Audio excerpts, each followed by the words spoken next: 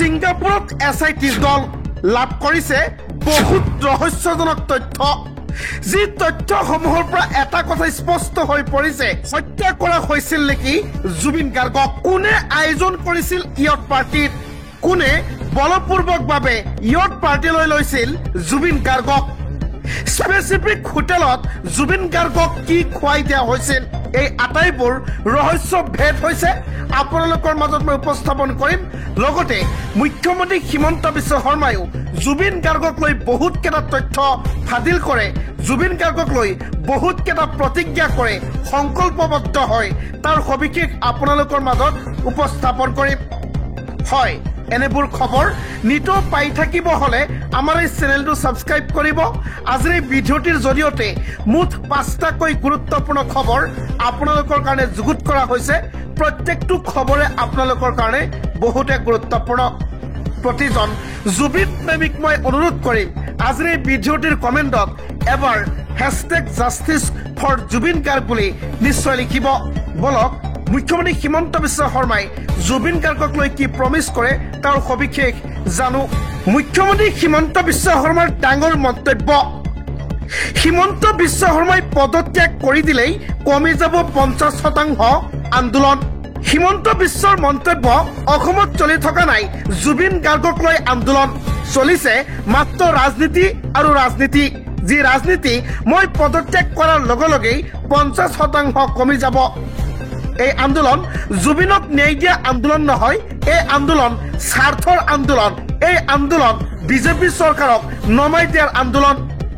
ইয়াৰ লগতে জুবিন গাৰ্গক লৈ কৰে কেইবাটাও মন্তব্য সংকল্পবদ্ধ হয় ন্যায় দিবই হিমন্ত বিশ্ব শৰ্মাই তাৰ সবিশেষ আপোনালোকৰ মাজত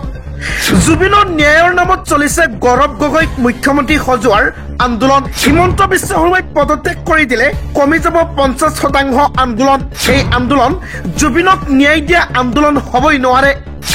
গৌৰৱ গগৈক মুখ্যমন্ত্ৰী পাতি দিলেই বাকি আন্দোলনো শেষ হৈ যাব 4 বছৰে নোপোৱা সুযোগ এতিয়া ল'ব বিচাৰিছে একাংশই জুবিন গাৰ্গৰ ন্যায় বিচাৰি চলা আন্দোলনক লৈ মুখ্যমন্ত্ৰীৰ তাৎপৰ্যপূৰ্ণ মন্তব্য জুবিনৰ ন্যায় বিচৰাৰ নামত এছামে হিমন্ত বিশ্ব শৰ্মাক পদত্যাগ কৰাব বিচাৰিছে চৰকাৰে কৰা কামৰ সঁচা ছবিখনৰ সলনি মনে সজা কথা বিয়পাইছে একাংশই 5 ষ্টাৰ সুবিধাত নহয় জেলৰ ভিতৰত মাটিত হৈছে শ্যামকানু সিদ্ধাৰ্থ আজিলৈকে কাকো জামিন লাভৰ তিল মানুহ সুবিধা নিদিলে চৰকাৰে জুবিনৰ মৃত্যুৰ পিছত ন্যায়ৰ বাবে মিছা অনুৰাগীৰ আন্দোলনহে বাঢ়িছে গোটেই অসমত জিয়াই থাকোতে জুবিনক পদে পদে সমালোচনা কৰা সকল আজি ৰাজপথত ওলাই আহিছে জুবিন গাৰ্গৰ ন্যায় বিচাৰি বিজেপি চৰকাৰে জুবিনক ন্যায় দিব এয়া আমাৰ সংকল্প মুখ্যমন্ত্ৰী হিমন্ত বিশ্ব শৰ্মাৰ ডাঙৰ সংকল্প বিজেপি চৰকাৰে জুবিনক ন্যায় দিব এটো সংকল্প বুলি মুখ্যমন্ত্ৰীৰ মন্তব্য জেলৰ ভিতৰত এখনো বিছনা নাই একেজোৰ কাপোৰ পিন্ধি মাটিত শুই বহি কটাইছে শ্যামকানু সিদ্ধাৰ্থই জেলৰ ভিতৰত এখনো বিছনা নাই শ্যামকানু সিদ্ধাৰ্থই এজোৰ কাপোৰ পিন্ধিব লগা হৈছে জেলৰ ভিতৰত যে খাবলৈ দিয়া হৈছে তাকেই খাইছে 5জন অভিযুক্তই কোনো ভিভিআইপি ট্ৰিটমেণ্ট দিয়া হোৱা নাই জেলৰ ভিতৰত এয়াৰ কণ্ডিশ্যন নাই 5 ষ্টাৰ সুবিধা জুবিনৰ ন্যায়ৰ নামত চলিছে গৌৰৱ গগৈক মুখ্যমন্ত্ৰী পতাৰ ডাঙৰ আন্দোলন হিমন্ত বিশ্ব শৰ্মাই যদি আজিয়ে পদত্যাগ কৰি দিয়ে 50% আন্দোলন কমি যাব ৰাজ্যবাসীসকল মুখ্যমন্ত্ৰী হিমন্ত বিশ্ব শৰ্মাৰ এই মন্তব্যক লৈ আপোনালোকৰ যদি কিবা ক'বলগীয়া আছে আজিৰ এই ভিডিঅ'টিৰ কমেণ্টত নিশ্চয় জনাব জুবিন গাৰ্গে পেন পেচিফিক হোটেলত নিশা কি খাইছিল এক ডাঙৰ প্ৰশ্ন জুবিন গাৰ্গক ইয়টলৈ লৈ যোৱাৰ যোজা চলাইছিল কোনে আন এক ডাঙৰ প্ৰশ্ন পৰিকল্পনা কাৰ ইয়ট পাৰ্টিত আৰু কি হৈছিল ছিংগাপুৰত চলিছে SITৰ ডাঙৰ তদন্ত হয় SITয়ে ইতিমধ্যে লাভ কৰিছে বহুত ৰহস্যজনক তথ্য জুবিন গাৰ্গক কোনে জোৰ জবৰদস্তি ইয়ট পাৰ্টিলৈ নিছিল পেন পেচিফিক হোটেলত জুবিন গাৰ্গক নিশা কি খাবলৈ দিছিল CCTV ফুটেজৰ সৈতে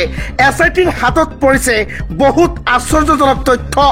জুবিন গাৰ্গ থকা পেন পেচিফিক হোটেলৰ SITৰ দল ছিংগাপুৰত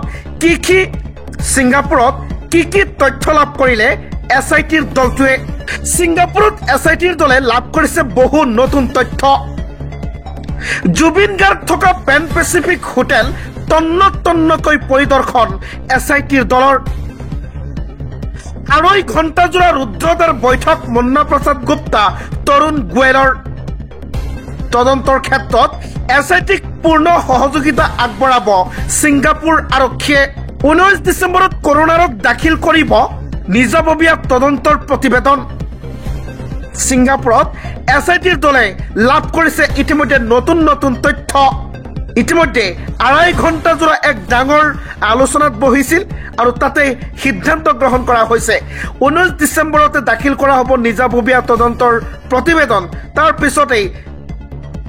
তাৰ পিছতেই আৰম্ভ হ'ব আচল খেল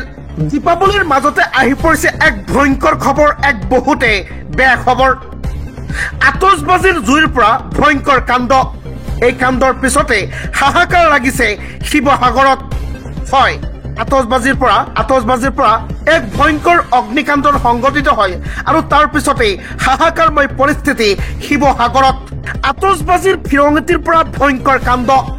ফিৰঙতিত অগ্নিকাণ্ডৰ সূত্ৰপাত ৰন্ধন গেছ পৰিবাহী পাইপত শিৱসাগৰত হঠাৎ হাহাকাৰ অৱস্থা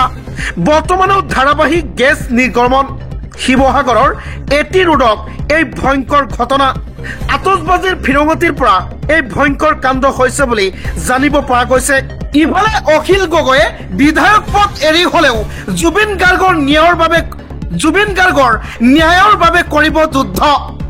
নাটক নহয় ন্যায় লাগে চৰকাৰৰ তদন্ত প্ৰক্ৰিয়াত ন্যায় নাপাই জুবিন গাৰ্গে বুলি মন্তব্য অখিল গগৈ চৰকাৰৰ তদন্ত প্ৰক্ৰিয়াত জুবিন গাৰ্গে ন্যায় পোৱাটো অসম্ভৱ জুবিনৰ তদন্তৰ নামত চৰকাৰে মাথো ৰাজনীতি আৰু নাটক কৰি আছে জুবিনৰ ন্যায়ৰ দাবীত কাইলৈৰ পৰা সকলো ৰাজপথলৈ ওলাই আহক জুবিনৰ ন্যায়ৰ বাবে ময়ো যিকোনো সময়তে ৰাজনীতি ত্যাগ কৰিবলৈ সাজু আছো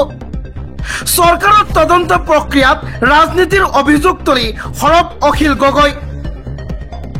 এমাহ পাৰ হ'ল এতিয়া অসমবাসী আৰু সবলভাৱে মাতক চৰকাৰে যেনেকৈ আগবাঢ়িব লাগিছিল তেনেদৰে আগবঢ়া নাই জুবিন গাৰ্গৰ মৃত্যুৰ তদন্ত প্ৰক্ৰিয়া দেখি অসমবাসী মুঠেও সন্তুষ্ট নহয় জুবিন হত্যাৰ বলি হৈছিল যদি দোষীক চিনাক্ত কৰি ফাঁচি দিব লাগে অৱহেলাৰ কাৰণে জুবিনে প্ৰাণ হেৰুৱালে যদি দোষীক যাৱজ্জীৱন জেল দিয়ক ন্যায়াধীশৰ তত্বাৱধানত CBI তদন্তৰ দাবী বিধায়ক অখিল গগৈ চৰকাৰৰ বিৰুদ্ধে তীব্ৰ প্ৰতিবাদ সাব্যস্ত কৰি উচিত ন্যায় প্ৰাপ্তিৰ সময় এয়াই হৈছে বুলি অখিল গগৈৰ মন্তব্য চৰকাৰৰ তদন্ত প্ৰক্ৰিয়াত জুবিন গাৰ্গে ন্যায় পোৱাটো অসম্ভৱ বুলি মন্তব্য অখিল গগৈৰ